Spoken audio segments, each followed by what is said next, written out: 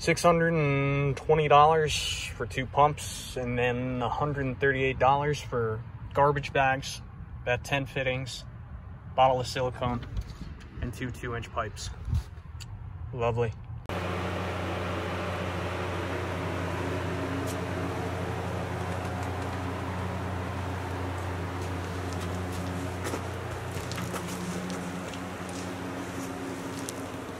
You know, life's like a roller coaster. Thursday, I was at like the top of the chain lift on the roller coaster. Everything was going pretty well. Had a new job, like finally starting to feel pretty good about my shoulder. Like, everything seemed like it was going pretty well. And then I walked down on the basement Friday evening, and I just hit rock bottom. Get to the bottom of the stairs, 6 inches of water in the basement, and just so much stuff was just ruined. And like once cardboard boxes and picture frames and anything organic gets wet, you can't leave it down here. You got to get it up and out, otherwise that's just going to create mold and mildew.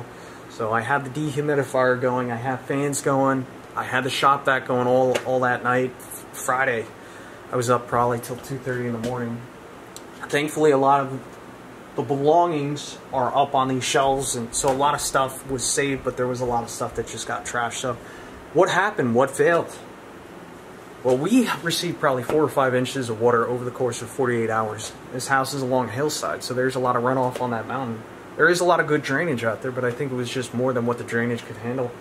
I also went up there, and 1 or 2 of the catch basins were covered with leaves, so partially my fault for lack of maintenance. But yeah, so every time I've looked at these sump pits, they've always been dry, but I think when we get these really heavy rains, all that runoff coming off the mountain, I think these pumps actually do kick on.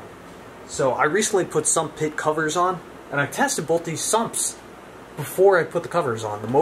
The sump on the left had like a little hump to it, so I wonder if that had a bad start capacitor and that was burnt out all along. But the one on the right sounded completely fine. I think it was just so much water that the one on the right burnt out, so they're both kind of shot. So in today's video, I'm going to be putting new sump pumps in and just try and move along with life. Alright, so here are the pumps. They're Zoeller, 80 GPM. I gotta thank my dad. My dad actually helped me out. He bought these too. It's nice to have parents that help you out once in a while.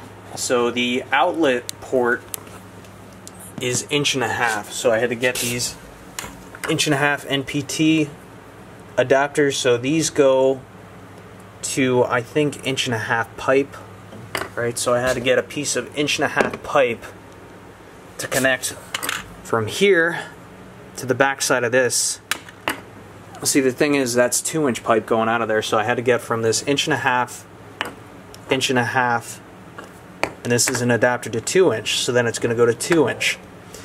And I also have these check valves, so I'm going to install these check valves. And because it's like a little bend here, I have a couple of, I think they're 60-degree elbows, so we're going to go 60-degree out, 60-degree back in. We're just kind of trying to ease that transition because I really hate the idea of 90s here. This side was done much better, so yeah, first thing I got to do is cut these puppies out of here, so I might as well get to work.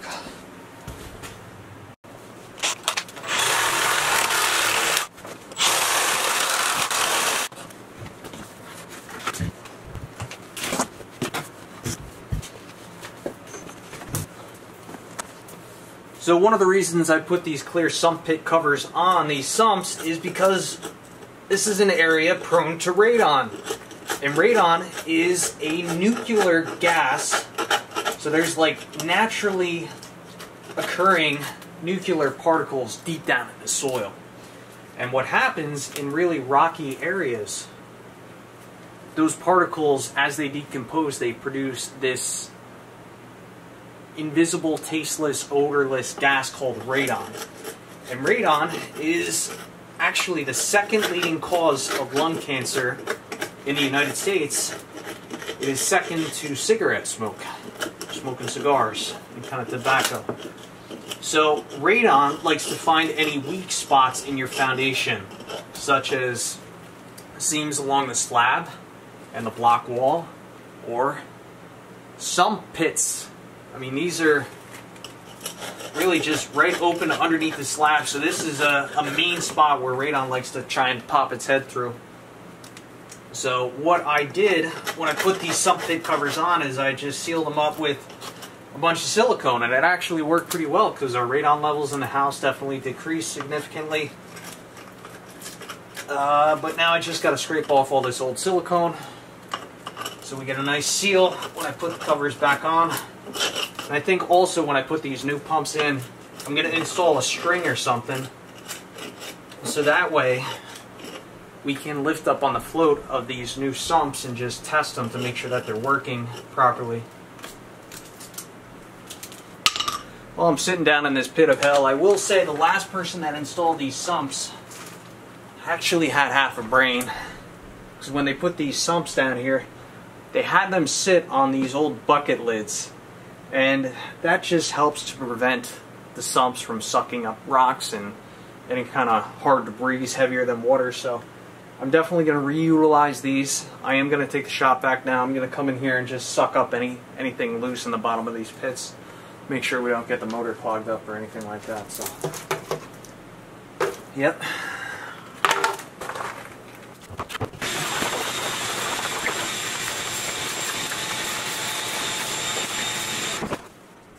Alright, so I have everything roughed in here. We're ready to kind of start putting this together.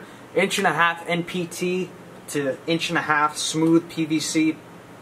Then we have an 1.5 to 2-inch PVC adapter.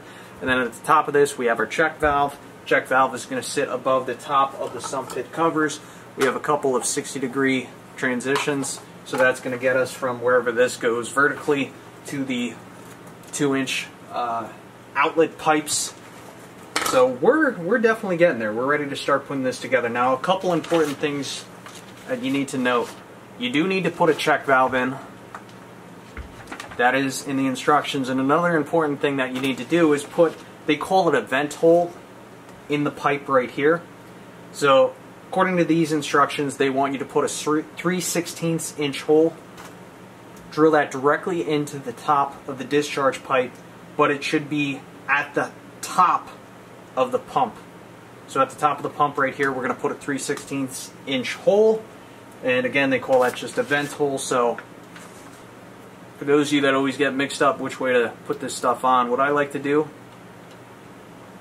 I like to hold it on with one finger, and then I just rotate it in the direction that I plan to spin this on.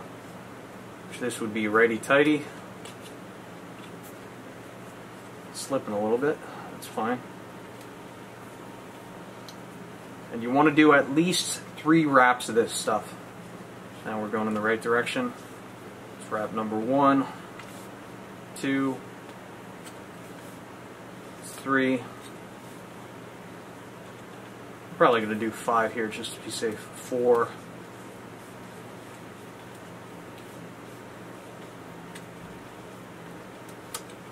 And 5. I mean, this isn't a watertight critical application, but still. We'll do a nice job. I like to put a little bit of pressure on it, knock down those grooves. Beautiful. When you start these, go backwards first. Feel the threads kind of catch. Make sure you don't cross thread it. Make sure everything looks even.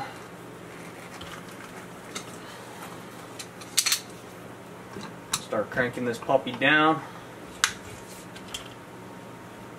I will say, I was testing out the float switches. You know what I should do? I really should plug both of these in and make sure that they work before I really get going here. But I was looking at the float switches on these sumps, these sump pumps, and I gotta say, the float switches look really good. It's really smooth. It's a really nice on-off motion. As for what the float actually sits on, like there's this plastic rod, which typically I dislike plastic, but in this application I do like that I have the plastic rod. That just makes me feel better because, you know, this is going to be a wet application, and I would think that there would be less likely, well, there's not going to be any corrosion, right? You know, if you use a piece of mild steel, it's going to rust out. You're going to have a bad time. So let's test out this pump. Very quiet.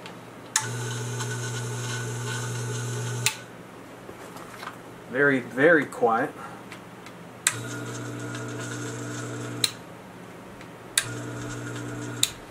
Both of them seem to be functioning properly, so we can go ahead and proceed with the install here.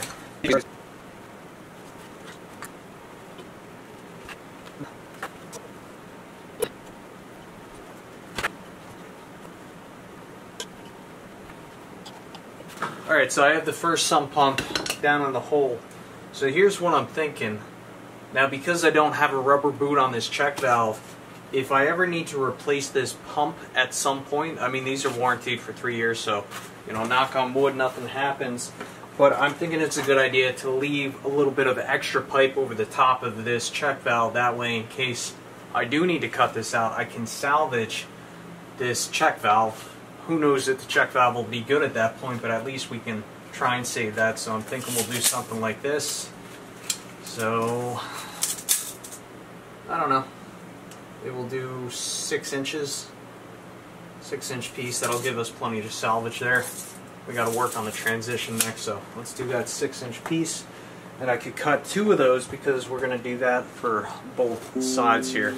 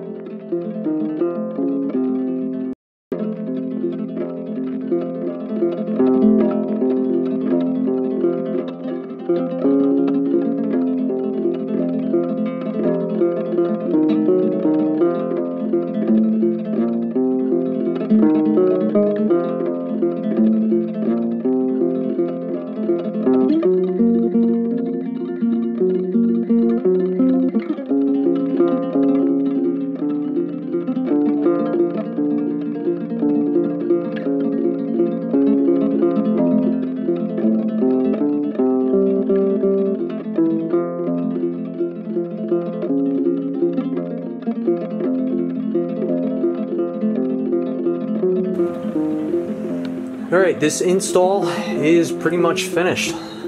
So a couple things I'll note about finishing touches on this install. These sump pit covers, they do need to be re-siliconed back down at some point.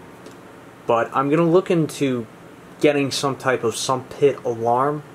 So I'm not sure if I'm going to have something that has contacts down in the sump, or whether I'm going to have something that goes on the outside of the plug, or well, in between the plug and the outlet, just to notify me when there's electrical current going through that plug. I kind of like the idea of having something that shorts out, because I really don't want to interrupt the connection between this plug and the outlet.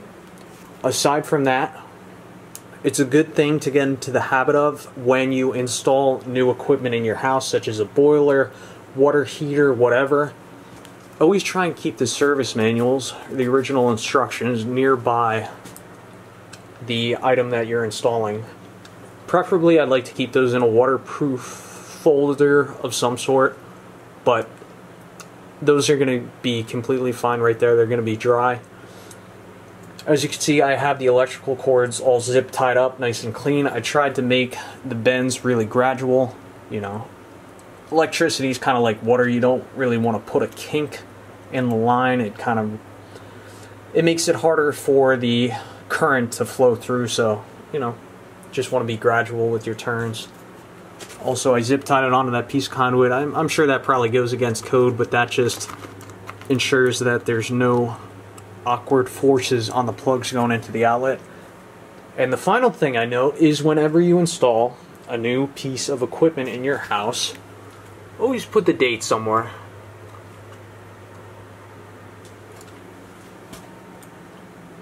So that's that. Got a big mess to clean up, but thanks for watching. And this has been another nightmare brought to you by the Old Soul Millennial channel. And I gotta give a shout out to Makita here. Not sponsored by them one bit, but this thing was completely submerged in water 2 days ago and it's still going strong. It at least completed this project. We'll have to see how long this lasts, but quite surprised with that. Thank you, Makita.